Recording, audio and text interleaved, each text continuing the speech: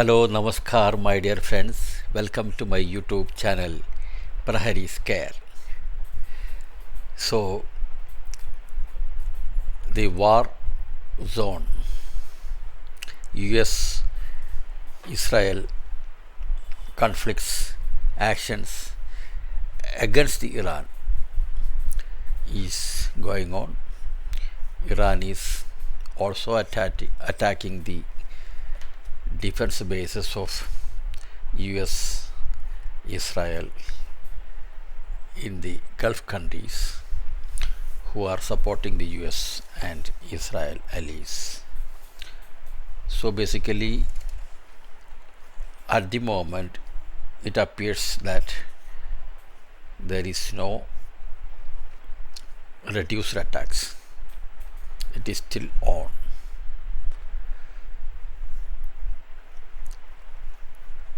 യുദ്ധം ഇങ്ങനെ തുടർന്നുകൊണ്ടിരിക്കുന്നൊരു സാഹചര്യത്തിൽ വളരെയധികം ഓയിൽ ക്രൈസിസ് വന്നുകൊണ്ടിരിക്കുന്നൊരു സിറ്റുവേഷനാണല്ലോ. ഇന്ത്യയുടെ രണ്ട് അയൽ രാജ്യങ്ങളായ ബംഗ്ലാദേശിൻ്റെയും പാകിസ്ഥാൻ്റെയും സ്ഥിതികളിൽ നമുക്കൊന്ന് വിലയിരുത്താം. ഒരു ആംബിഗ്വിറ്റി, ഒരു കൺഫ്യൂഷൻ ഒക്കെ നിലവിൽ വരുന്നൊരു സാഹചര്യം ആയതുകൊണ്ട് അതിനെപ്പറ്റി ഒന്ന് ചർച്ച ചെയ്യുന്നത് നന്നായിരിക്കും എന്ന് എനിക്ക് തോന്നുന്നു. Let us see.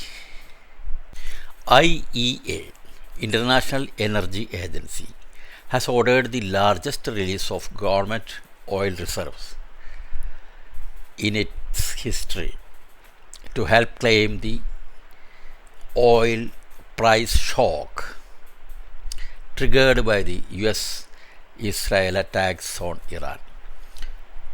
International Energy Agency 400 million barrel oil government പൊസഷനിലുള്ള ഓയിൽ റിലീസ് ചെയ്യാൻ ഓർഡർ ചെയ്തിരിക്കുകയാണ്. So that the crude oil price in order to check the oil prices global level. So, they are doing such things before also.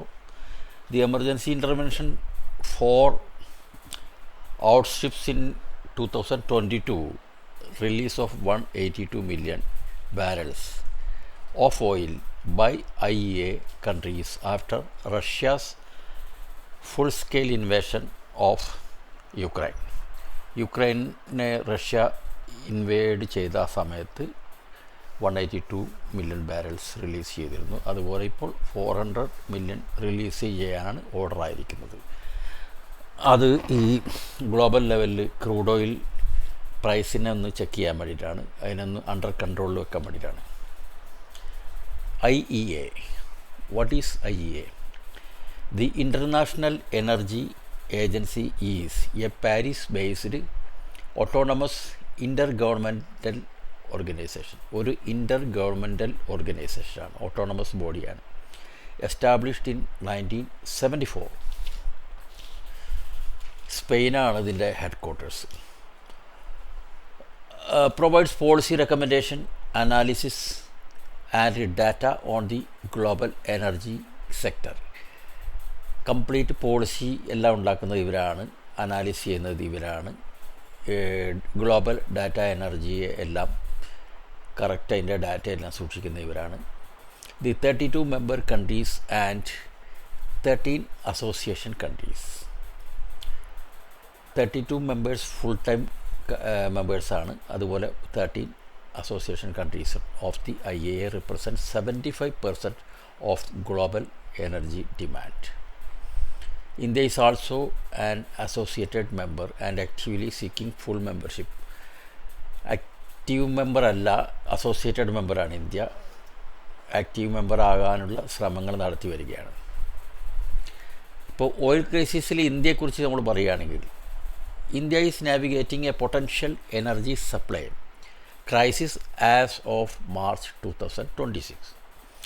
ഈ മാസം നമുക്കും കുറച്ച് crisis വരുമെന്നുള്ള shortage വരാനുള്ള chance ഉണ്ടെന്നാണ് വിലയിരുത്തുന്നത്. So while the government has assured sufficient stocks, റഫ്ലി 50-60 ഡേയ്സിനുള്ള സഫിഷ്യൻറ്റ് എനർജി സ്റ്റോക്ക് ഉണ്ട് എന്ന് നമ്മൾ പറയുന്നുണ്ട്. And increased reliance on Russian oil, risk of fuel price spikes and supply disruptions persist, particularly for LPG as 90% of import pass through the affected region. L P ജിയിലും പ്രശ്നമുണ്ട്. L P ജിയിൽ commercial L P ജിയുടെ price hike വന്നിട്ടുണ്ട്.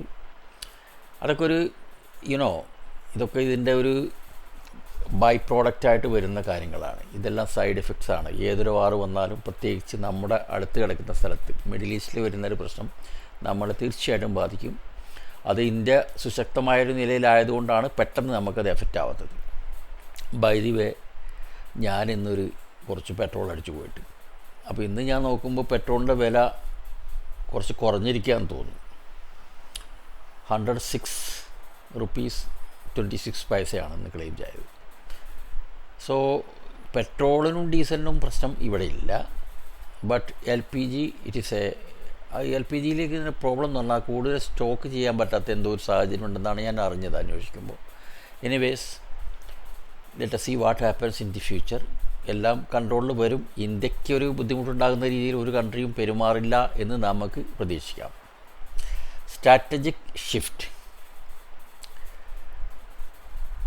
The crisis has intensified the need of thermal independence, encouraging a move towards electrification of heat and reducing reliance on fossil fuels. Petroleum ഇന്ധനങ്ങളല്ലാതെ മറ്റ് ഇലക്ട്രിസിറ്റിയെയും മറ്റും നമ്മൾ ആശ്രയിക്കണമെന്നാണ് പറയുന്നത്. അതൊക്കെ നമുക്ക് പറയാവുന്നുള്ളൂ. അതൊന്നും പെട്ടെന്നുള്ളൊരു സൊല്യൂഷനല്ല. ബട്ട് സ്റ്റിൽ ഒരുപാട് വെഹിക്കിൾസ്, EV വെഹിക്കിൾസ് വരാൻ തുടങ്ങിയിട്ടുണ്ട്. പിന്നെ സോളാർ വെച്ചിട്ട് വൈദ്യുതി യൂസ് ചെയ്യുമ്പോൾ ഇൻഡക്ഷൻ കുക്കർ യൂസ് ചെയ്യുന്ന ഒരുപാട് വീടുകളുണ്ട്. They are saving energy. അതുപോലെ കാര്യങ്ങളൊക്കെ ഉണ്ട്. Everything will take some time no. But now at present complete Indians are relying upon the LPG, whether it is pipeline, whether it is cylinder. We all are depending upon the LPG. And again, diesel and petrol, we are 85% I think, no, more than 90% energy vehicles, electrical vehicles വന്നുകൊണ്ടിരിക്കുന്നേ ഉള്ളൂ. And railway almost electrified ആണ്. പ്രശ്നമില്ല. അവിടെ ഫ്യൂവലിൻ്റെ ഒരുപാട് ഇന്ധനം ലാഭിക്കാൻ കഴിയുന്നുണ്ട്. So ഇന്ത്യയുടെ സിസ്റ്റം ഇപ്പോൾ പാനിക്കൊന്നുമില്ല. But tomorrow we cannot say what will happen. ആ ഒരു സിറ്റുവേഷനുണ്ട്. അത് അത്രയും നാളൊന്നും ഇത് നടക്കില്ല. എന്തെങ്കിലും ഒരു സൊല്യൂഷൻ കൊണ്ടുവരാതിരിക്കില്ല ഈ വാർ കൺട്രീസ് എന്നാണ് ഉദ്ദേശിക്കുന്നത്. Okay. As regards to Bangladesh, as of March 2026, Bangladesh is facing a severe energy crisis due to Middle East conflicts, disrupting supply routes, causing oil prices to exceed $100 per barrel. ഒരു $100 per ബാരലിന് കൂടാനുള്ള chance ഉള്ളതുകൊണ്ട് already ബംഗ്ലാദേശിൽ crisis ആയിരുന്നു. ഇപ്പോൾ അതൊന്ന് കൂടി കൂടിക്കുകയാണ്. The crisis has led to restricted fuel supplies, panic buying and potential rationing. ഈ ഒരു ക്രൈസിസ് വന്നതോടുകൂടി ഭയങ്കരമായിട്ട് ഫ്യൂവൽ സപ്ലൈയിൽ പ്രശ്നങ്ങളുണ്ടായിരിക്കുകയാണ്. അവിടെ റെസ്ട്രിക്റ്റ് ചെയ്തിരിക്കുകയാണ്. ഒരു വണ്ടിക്ക് ഇത്ര ലിറ്ററേ കൊടുക്കുള്ളൂ എന്നുള്ളൊരു സംഭവമുണ്ട്. Panic buying. പിന്നെ ആളുകളെല്ലാ വണ്ടികളിലും പെട്രോൾ നിറയ്ക്കാനുള്ള ശ്രമം നടക്കുന്ന ഒരു പാനിക് ബൈയിങ് നടക്കുന്നുണ്ട്. ഹോർഡിങ് നടക്കുമായിരിക്കും തീർച്ചയായിട്ടും. ആൻഡ് പൊട്ടൻഷ്യൽ റേഷനിങ്ങിലൂടെയാണ് ഇപ്പോൾ പെട്രോൾ അവിടെ കൊടുക്കുന്നത്. The government is seeking to import for example 50,000 metric ton of diesel from India and exploring alternative sources. 50,000 metric ton diesel നമ്മളവർക്ക് കൊടുത്തിട്ടുണ്ട്. അതിനകത്തും പലരും പല അഭിപ്രായങ്ങൾ പറയുന്നത് നമുക്ക് തന്നെ ഇത്രയും പ്രശ്നം ഉണ്ടാകുമ്പോൾ ബംഗ്ലാദേശിന് കൊടുക്കേണ്ട കാര്യമുണ്ടോ? But we had sufficient stock of diesel. പിന്നെ മാത്രമല്ല, അവിടെ ഒരു പുതിയ മന്ത്രിസഭ വന്നിരിക്കുകയാണ്. ഇപ്പോഴും നമ്മൾ സഹായിക്കാതിരുന്നൊരു സിറ്റുവേഷൻ വന്നു കഴിഞ്ഞാൽ അത് ശരിയല്ല. ഒരു ഡിപ്ലോമസിയുടെ കൂടെ ഒരു കാര്യമായിട്ട് നമുക്ക് കരുതണം. So panic buying reports indicate hoarding and panic buying at several areas in ബംഗ്ലാദേശിൽ അങ്ങനെ ഒരുപാട് സംഭവങ്ങൾ നടക്കുന്നുണ്ട്. The newly elected government is doing all its efforts to reduce energy consumption കുറയ്ക്കാൻ വേണ്ടി പുതിയ ഗവൺമെൻറ് ഒരുപാട് കാര്യങ്ങൾ ബംഗ്ലാദേശിൽ ചെയ്യുന്നുണ്ട്. Bangladesh will close all universities from Monday മുതൽ യൂണിവേഴ്സിറ്റികളെല്ലാം അവർ ക്ലോസ് ചെയ്യാണ്. Bringing forward the Eid ul Fitr holidays as part of emergency measures to conserve electricity and fuel amid a worsening energy crisis linked to the conflict of Middle East. അവർ Monday മുതൽ continuous അവധി കൊടുക്കാൻ പോവുകയാണ്. ഈദുൽ ഫിത്തറിൻ്റെ അവധി ഒന്ന് എക്സ്റ്റൻഡഡ് ആയിട്ട് കൊടുക്കുന്ന രീതിയിലാണ് കൊടുക്കുന്നത്. അതെല്ലാം ഈ എനർജി ക്രൈസിസിൽ നിന്നും രക്ഷപ്പെടാൻ വേണ്ടി ബംഗ്ലാദേശ് ചെയ്യുന്ന ഓരോ കാര്യങ്ങളാണ്. സോ ആ കൺട്രിയിൽ നേരത്തെ മുതലേ പ്രശ്നങ്ങളുണ്ട്. പിന്നെ ഈ ഒരു ഭരണമാറ്റവും കാര്യങ്ങളും നടന്നാണ്. ഇപ്പോൾ റഹ്മാൻ ഭരണം ഏൽക്കുന്നതിന് മുമ്പിലുള്ള ഒരു ടർമോയിലുള്ള സമയം ഒരു അഡ്വൈസർ മിസ്റ്റർ യൂനുസ് അവിടെ ഭരിച്ചിരിക്കുന്ന സമയത്ത് കാര്യങ്ങളത്ര ശുഭകരമല്ലായിരുന്നു, ഒരു കൺട്രോളിലല്ലായിരുന്നു കാര്യങ്ങളൊക്കെ. ഇപ്പോൾ അവർ Bangladesh is a good country, they will pick up, I think. So പാകിസ്ഥാൻ്റെ കാര്യങ്ങളൊന്ന് നോക്കാം. How is Pakistan doing? Pakistan, like several other economies, is facing fuel supply disruptions following the closure of the Strait of Hormuz, a critical passage for global energy supplies. Hormuz സ്റ്റേറ്റിലുള്ള പ്രശ്നം കാരണം Pakistan fuel crisis നേരിടുന്നു എന്നാണ് റിപ്പോർട്ടിൽ പറയുന്നതെങ്കിലും ഇതിൻ്റെ സത്യാവസ്ഥ actually അതല്ല. Pakistan always smuggling oil through land border of ഇറാൻ്റെ ലാൻഡ് ബോർഡർ ഇഷ്ടംപോലെ മാഫിയകൾ അവിടെ വർക്ക് ചെയ്യുന്നുണ്ട്. ഇഷ്ടംപോലെ അവർ ഓയിൽ സ്മഗിൾ ചെയ്യുമായിരുന്നു. അതുകൊണ്ട് ഇന്ത്യയെക്കാളും ലാഭത്തിൽ പാകിസ്ഥാന് ഡീസലും പെട്രോളും ഒക്കെ വിൽക്കാൻ കഴിയുമായിരുന്നു. ബട്ട് ഈ വാറിൻ്റെ സിറ്റുവേഷൻ കംപ്ലീറ്റ് മാറ്റിമറിച്ചു. സ്മഗ്ലിംഗ് ഒന്നും നടക്കുന്നില്ല, ബോർഡറിലേക്കൊന്നും ആരും പോകുന്നില്ല, അതുപോലുള്ള സിറ്റുവേഷനാണ്. അപ്പോൾ അവരുടെ സ്മഗ്ലിംഗ് ഫുള്ളായിട്ട് നിന്നു എന്നാണ് അതിൻ്റെ റിയാലിറ്റി. അതുകൊണ്ട് അവർ അല്ലാത്ത നേരായ മാർഗത്തിലൂടെ കൊണ്ടുവരുന്ന കുറച്ച് ഓയിൽ അത് കിട്ടാതെ കൂടി ആയപ്പോൾ അവിടെ പ്രശ്നമായി. അവിടെ പെട്രോൾ പമ്പുകളിലൊക്കെ വളരെയധികം പ്രശ്നങ്ങളാണെന്നാണ് കേൾക്കുന്നത്. Pakistan prime minister Shehbaz Sharif on Monday announced a sweeping austerity and energy saving plans. ഒരുപാട് ഓസ്റ്ററിറ്റി മെഷേഴ്സ്, അതായത് ചെലവ് ചുരുക്കുന്ന പരിപാടികൾ അവിടെ പ്രഖ്യാപിച്ചിരിക്കുകയാണ്. Amid tightening supplies, Pakistan increased petrol and diesel prices by 20%. 20% പെട്രോളും ഡീസലിൻ്റെയും പ്രൈസ് കൂട്ടിയിരിക്കുകയാണ്. അതിലൊന്നും അമേരിക്ക സന്തുഷ്ടരല്ല. അമേരിക്ക പറയുന്നത് നിങ്ങൾ 100% കൂട്ടണം എന്നൊക്കെയാണ് പറയുന്നത്. അങ്ങനെ region in A state of വാർ എന്നുള്ള രീതിയിലാണ് പാകിസ്ഥാൻ പ്രൈം മിനിസ്റ്റർ അവരുടെ നാഷനെ അഭിമുഖീകരിച്ചുകൊണ്ട് പറഞ്ഞിരിക്കുന്നത്. അതുകൊണ്ട് എല്ലാവരും കോപ്പറേറ്റ് ചെയ്യണം എന്നൊക്കെയാണ് അദ്ദേഹം പറയുന്നത്. പിന്നെ Sharif also condemned the attacks on Iran that resulted the killing of Ali Khomeini while also criticising retaliative strikes targeting friendly gulf countries. Pakistan എന്ന് പറഞ്ഞാൽ അവിടെയും ഇവിടെയും തൊടാത്ത കാര്യങ്ങളാണ് പറയുന്നത്. അവർ ആക്ച്വലി US അലിയാണ്, US-ൻ്റെ കൂടെയാണ് അവർ. ബട്ട് ഇറാനോട് ചെറിയ പേടിയുള്ളതുകൊണ്ട് അലി ഖൊമൈനിനെ വധിച്ചത് ശരിയായില്ല എന്നൊക്കെ അവരിങ്ങനെ പറയും. Only for the domestic consumption of own people, സ്വന്തം ആളുകളെ പറഞ്ഞ് നിർത്താൻ വേണ്ടിയിട്ട്. The increase in petroleum prices was a difficult decision taken with the heavy heart. അദ്ദേഹം പറയുകയാണ്, for the next 2 months the fuel provide to vehicles in government departments will be reduced by 50%. ഈ 2 മാസത്തേക്ക് പെട്രോളിൻ്റെയും ഡീസലിൻ്റെയും ചിലവ് കംപ്ലീറ്റ് ഗവൺമെൻറ് ഓഫീസുകളിൽ 50% കുറയ്ക്കാൻ അദ്ദേഹം ആഹ്വാനം ചെയ്തിരിക്കുകയാണ്.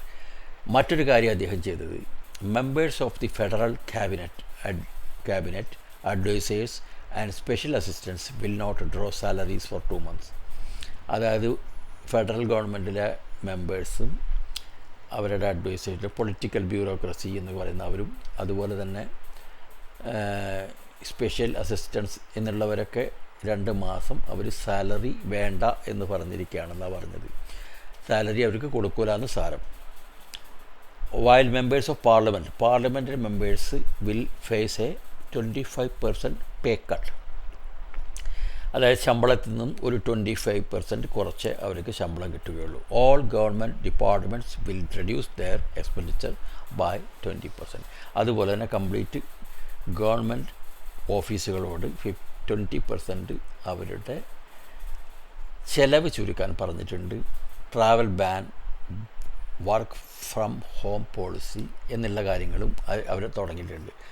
ആവശ്യമില്ലാതെ ആരും ഗവൺമെൻറ് ചിലവിൽ വെളിയിൽ പോകരുത്, ഫോറിൻ ടൂറുകളൊക്കെ നിർത്തുക.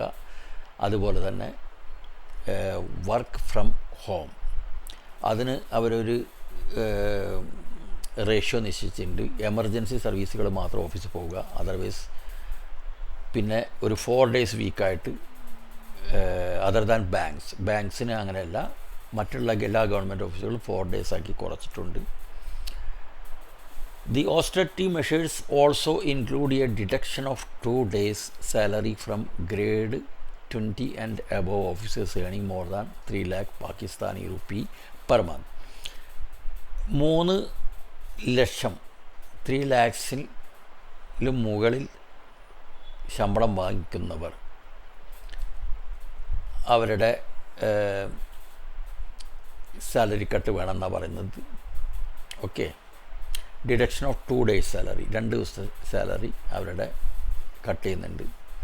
പക്ഷേ 3 lakhs ശമ്പളം എന്ന് പറയുമ്പോഴേ നമ്മളൊരു കാര്യം മനസ്സിലാക്കണം, ഇന്ത്യയുടെ 3 lakhs അല്ല അത്. ഓക്കെ, ഇന്ത്യയുടെ 100 rupees എന്ന് പറഞ്ഞാൽ അവിടെ 300.34 rupees ആണ്.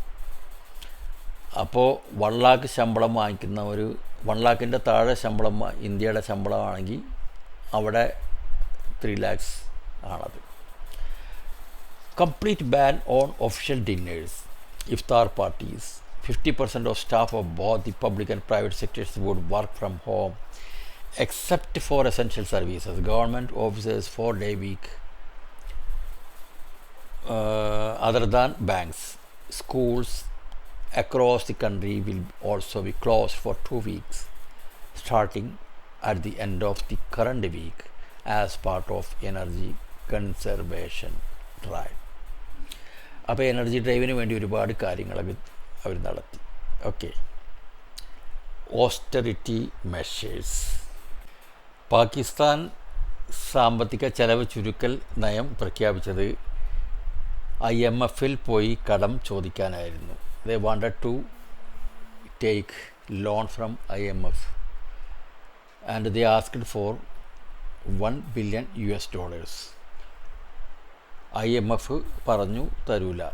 IMF declined that loan.